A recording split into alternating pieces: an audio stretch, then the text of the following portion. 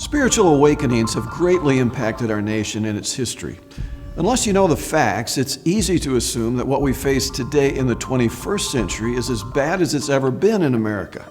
But the situation 200 years ago was possibly even worse. At that time, war-weary Americans faced another impending war. There was a real estate collapse, social unrest, political rancor, coarse sensuality, and topping it all off were empty, ineffective churches. Feeding this pathetic situation were the man-centered ideas that energized the French Revolution. But don't just take my word for it. Let's hear from someone who saw it firsthand. Let's travel to New Haven, Connecticut, and move the clock back in time to the late 1700s.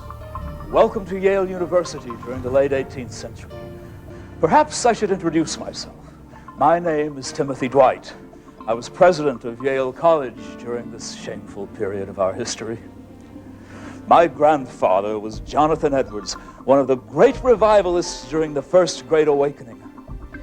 How grateful I am that he was not alive to witness what a pagan country we became.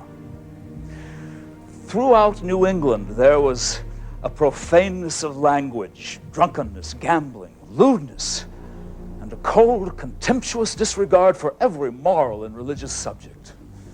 Nowhere was this disdain for religion reflected more vividly than on our college campuses.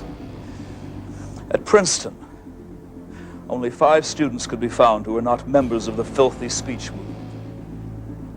At Williams College, they held a mock communion service. Students in New Jersey stole a Bible from a local church and burned it in the streets. And at Harvard, they took a poll and not one believer could be found. These were dark days in New England. But then a miracle happened.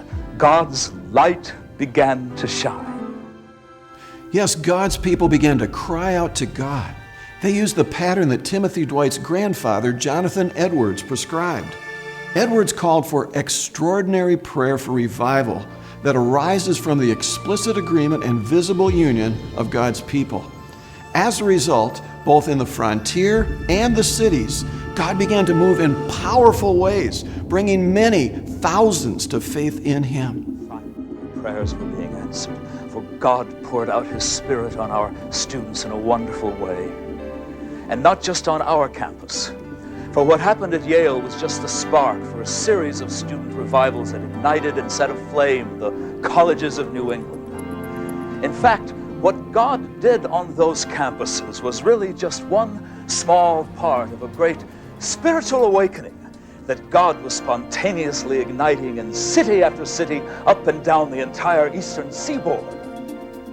The impact was so great at Timothy Dwight's Yale that 3/4 of Yale's graduating class in 1802 chose to go into full-time vocational Christian ministry. But that was only one place. Notre Dame historian Mark Knoll says that the Second Great Awakening had the greatest social impact of any event in the history of America. The Second Great Awakening shook the country to its very foundations. During the first half of the 19th century, the nation's population increased 4-fold. During that same period of time, church membership increased 10-fold. This great revival sparked the anti-slavery movement, prison reform, the temperance movement, child labor laws, inner-city missions, and the founding of many colleges. Dozens of home mission societies were founded throughout America. And by 1834, the total annual income from all benevolent societies rivaled the budget of the entire federal government. When God's glory was visited in our churches, virtually every aspect of society felt the impact. And so once again, God's glory was revealed in our land. And it can happen again.